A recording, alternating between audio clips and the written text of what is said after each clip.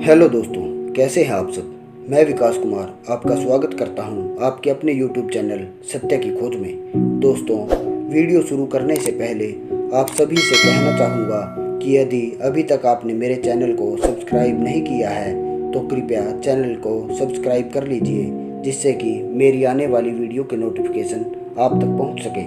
दोस्तों, हमने अपनी पिछली वीडियो में तर्क से यह सिद्ध किया था कि ईश्वर सर्वव्यापक है। अगर आपने अभी तक उस वीडियो को नहीं देखा है तो लिंक डिस्क्रिप्शन में है, उसे भी देख लीजिएगा। दोस्तों, ब्रह्मांड के प्रत्येक कण को गति देने के लिए ईश्वर को सर्वव्यापक होना आवश्यक है। अब ईश्वर के सर्वव्यापक होने से ईश्वर के किस और गुण का पता चलता है, आगे उस पर चर्चा करते हैं। दोस्तों, आज का विषय है सर्वज्ञ। सर्वज्ञ अर्थात सब कुछ जानने वाला।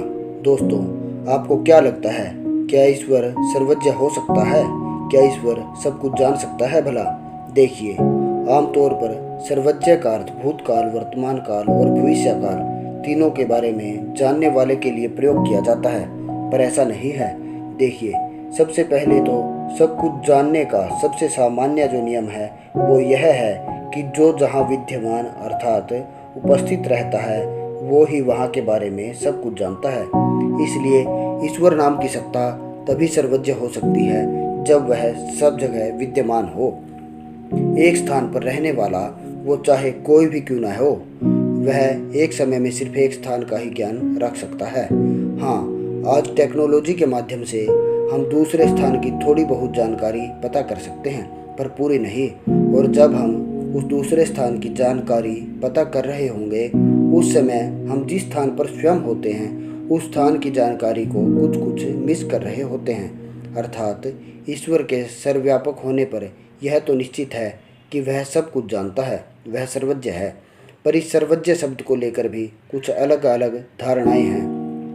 आमतौर पर भूतकाल, वर्तमान काल और भविष्य काल, इन तीनों को जानने वाला इस शब्द का अर्थ लिया जाता है। अब इस मान्यता को तर्क की कसौटी पर कसते हैं। भूतकाल अर्थात जो बीत गया। अब ईश्वर तो उस समय भी उपस्थित था और सर्वव्यापक हम उसे सिद्ध कर ही चुके हैं, तो इसका अर्थ हुआ कि वह भूतकाल के बारे में सब कुछ जानता है। वर्तमान काल अर्थात जो चल रहा है, और वह सर्वव्यापक ईश्वर तो वर्तमान में भी सब जगह है, तो निष्कर्ष हुआ कि ईश्वर वर्तमान काल को भी पूरा जानता है। अब बात करते हैं भविष्य काल की। भविष्य अर्थात जो अभी नहीं हुआ। अब इसे तर्क की कसौटी पर कसते हैं। जो बात अभी तक हुई ही नहीं उसे कोई कैसे जान सकता है भला? ईश्वर सर्वव्यापक अवश्य है, पर जो हुआ ही नहीं है तो उसे भला ईश्वर भी कैसे जान सकता है? हाँ, यह अवश्य है कि हमारे द्वारा वर्तमान में जो कर्म किया गया है वो भूतकाल में कुछ कुछ सोचे गए का या किए गए का परिणाम हो सकता है, और भविष्य में हम जो करेंगे, अगर उस विषय में हमने अभी अर्थात वर्तमान में कुछ सोचा है तो अवश्य ही उस सोचे गए से कुछ कुछ मिलता हम भविष्य में करेंगे। उदाहरण के लिए, जैसे कि हमने भूतकाल में सोचा कि आने वाले कल में अर्थात आज हमें वहाँ जाना है, तो अवश्य ही या तो हम आज उस सोचे गए स्थान पर जाएंगे या तो नहीं जाएंगे। इसी प्रकार अगर आज हम सोचें कि कल हमें यह काम करना है, अब भविष्य में या तो हम उस काम को करेंगे या फिर नहीं करेंगे। अब ईश्वर तो सर्वव्यापक है, तो वो सर्वव्यापक होने के नाते हमारी अंदर की सोच को भी जानता है। जैसे ही हमने सोचा वैसे ही उसने जान लिया कि हमारी भविष्य की क्या योजना है। अब यह तो सभी आस्तिक, वो चाहे किसी भी मत को मानने वाला ही क्यों न हो, मानते ही होंगे कि ईश्वर का ज्ञान संपूर्ण है। वह संपूर्ण कैसे है, इस विषय पर वीडियो आगे बनाएंगे। अब जब उसका ज्ञान संपूर्ण है तो हमारे सोचते ही उसे यह जरूर पता चल जाएगा कि यदि हम यह काम करेंगे तो उसका क्या फल अर्थात नतीजा हमें मिलेगा। तो जैसे ही हम वर्तमान में सोचेंगे वैसे ही सर्वव्यापक ईश्वर को पता चल जाएगा कि इसका परिणाम यह हो सकता है। तो इसका क्या अर्थ हुआ कि ईश्वर भी भविष्य को ठीक ठीक पूर्णतः नहीं जानता। वास्तव में ईश्वर को भविष्य की पूरी जानकारी होने वाला मानने पर ईश्वर पर दोष लगता है।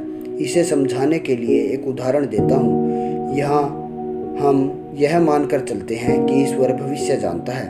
आज हम हर रोज़ अखबारों में, न्यूज़ में देखते हैं कि 6 महीने की बच्ची का, 2 साल की बच्ची का, 6 साल की, 9 साल की बच्ची का बलात्कार हो गया है। एक आम व्यक्ति भी यदि यह जानता हो कि वह बुरा व्यक्ति यह घटिया काम करने जा रहा है तो वह उसे रोकने का प्रयास करेगा, पर ईश्वर ऐसा क्यों नहीं करता? पहली बात तो यह कि यदि हम यह जानते हों तो हम यह होने ही नहीं देंगे, पर भविष्य का किसको पता। अधिकांश ऐसे मामलों में बलात्कार करने वाला कोई करीबी होता है। दूसरी बात यह नहीं है कि ईश्वर उस बुरे व्यक्ति को बलात्कार करने से न रोकता हो। ईश्वर उसके अंदर भय, शंका, लज्जा उत्पन्न करता है। अगर हम भी कोई गलत काम करें तो हमारे अंदर भी भय, शंका, लज्जा उत्पन्न होगी ही। वो ईश्वर की प्रेरणा से होती है। यदि वह हमारी स्वयं की प्रेरणा हो तो हम उस काम को करेंगे ही नहीं। और अगर हम कोई अच्छा काम करने चलें तो हमारे अंदर उत्साह, विश्वास, प्रसन्नता आदि भी ईश्वर पैदा करता है। यहाँ ईश्वर ने अपना कार्य किया। यदि कोई बुरा काम करने चला तो ईश्वर ने उसे रोकने के लिए उसके अंदर भय, शंका, लज्जा उत्पन्न की। अब यहाँ कुछ व्यक्ति कह सकते हैं कि ईश्वर ने उस अमुक व्यक्ति को रोक ही क्यों नहीं दिया। दरअसल ईश्वर हमें कर्म करने की स्वतंत्रता देता है। अब वो हमारे ऊपर डिपेंड है कि हम उसका कैसा प्रयोग करेंगे। जैसे ही उस बुरे व्यक्ति ने बुरा सोचा, वैसे ही ईश्वर ने उस बुरे कर्म के तमाम फल जो जो मिल सकते हैं वो जान लिए। अब हम बात करते हैं उस दोष की कि ईश्वर को भविष्य के बारे में जानने वाला मानने पर ईश्वर के ऊपर क्या दोष लगता है। दोस्तों, वह दोष है कि यदि ईश्वर निश्चित भविष्य जानता है तो इसका सीधा सीधा अर्थ होता है कि भविष्य पहले से ही निश्चित है। और जब भविष्य पहले से ही निश्चित है तो इसका अर्थ हुआ कि मनुष्य के हाथों जो भी भविष्य में होगा वो पहले ही निश्चित है। तो चोरी, बलात्कार व ऐसे और सारे अपराधों के लिए मनुष्य को दोषी नहीं माना जा सकता, क्योंकि फिर तो यही अर्थ हुआ कि मनुष्य तो ईश्वर के हाथों की कठपुतली है। जैसा ईश्वर ने भविष्य तय किया वैसा ही मनुष्य ने किया। तो इन अपराधों के लिए भी फिर मनुष्य को दोषी न मानकर ईश्वर को दोषी क्यों न माना जाए। और अगर ईश्वर दोषी है तो फिर मनुष्य को सजा क्यों? सोचिए दोस्तों, हमने जो पहले बताया था वास्तव में वही इस विषय को लेकर तर्कसंगत उत्तर है। ईश्वर हमें कर्म करने की स्वतंत्रता देता है, पर उस कर्म का फल भोगने में हम परतंत्र हैं। अब हम कैसे कर्म करेंगे वह हमारे ऊपर डिपेंड है। एक छोटी सी शंका यह भी उठ सकती है कि क्या जिस बच्ची के साथ यह दुष्टता हुई, क्या वो उस बच्ची के किसी पूर्व जन्म आदि के कर्मों का फल थी? तो बताता चलूं कि नहीं, ऐसा नहीं है। ऐसी सजा तो कोई आम व्यक्ति भी बदले के रूप में किसी दुश्मन को भी न दे। दरअसल कई बार दूसरों की स्वतंत्रता दूसरों के जीवन को बर्बाद करने में भूमिका निभाती है, अर्थात हमारी स्वतंत्रता दूसरों को प्रभावित करती है। हाँ, यहाँ ईश्वर उस बलात्कारी को दंड अवश्य देगा, यह निश्चित है, और उस बच्ची के पूर्व के पापों में से, उसको दिए जाने वाले फल में से उस भोगे गए दुख को अवश्य घटा देगा। तो दोस्तों, आज की चर्चा से हम इस निष्कर्ष पर पहुँचे हैं कि सर्वव्यापक ईश्वर ही सर्वज्ञ हो सकता है, और सर्वज्ञ ईश्वर भी भविष्य को ठीक ठीक निश्चित नहीं जानता।